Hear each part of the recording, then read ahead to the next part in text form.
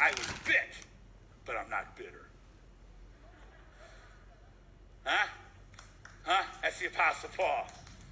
Apostle Paul, well, some of you might be sitting here saying, well, my assignment seems so small. My assignment, I don't understand my assignment. It just seems so small. I'm better than this job. I'm better than this. I thought I was going to be something big in my life. Oh, don't you underestimate the way maker.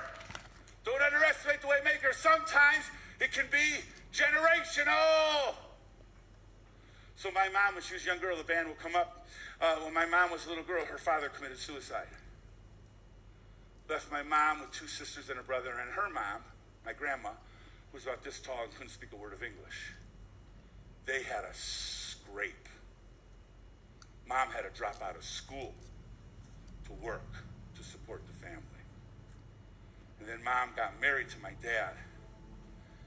He didn't have a mom, so he was kind of an orphan. Both these 2 kind of lost souls kind of found strength in each other.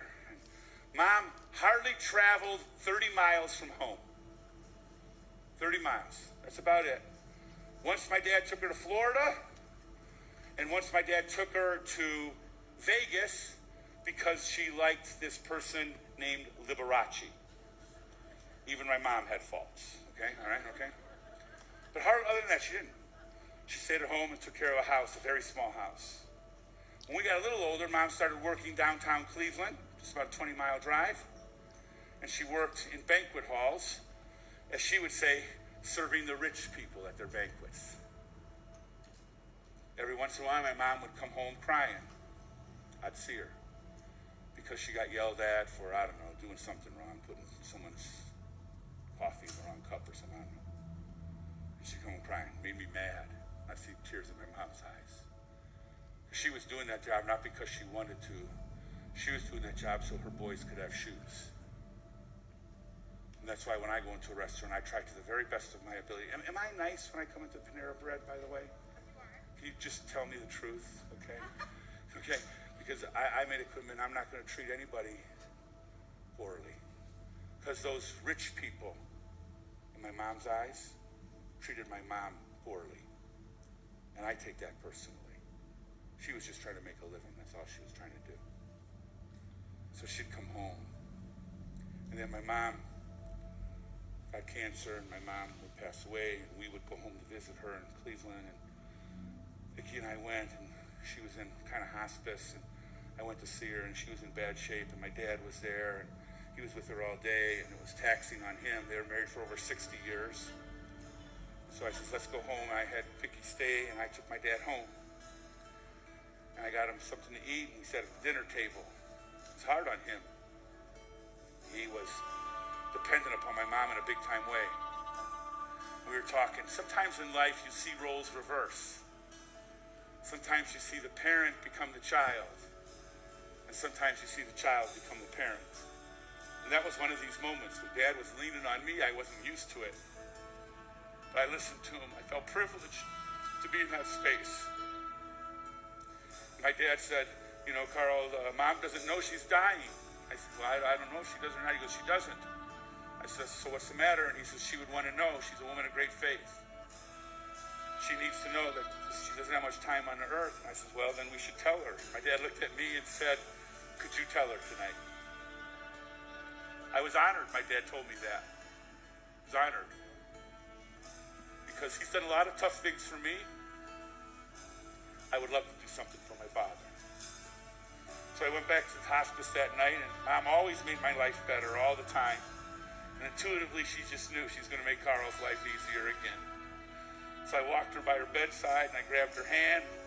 I go, how you doing, Mom? And she said, I'm really sick. I go, you're pretty sick. And then she said, I'm not going to make it, am I? I said, nope, you're not going to make it. She's in her 80s. She lived a good life. She thought it was too small and wondered if her life ever meant anything. I saw tears come down. We were raised in the Lutheran tradition, so I sang the doxology with her. And I said, Dad and my brothers and I, we're going to be fine. So you let go and you go home. You go home. And Mommy lived a fantastic life. And I told her this. I says, Mom, all your prayers, because our family has had some depression. We've had a couple suicides.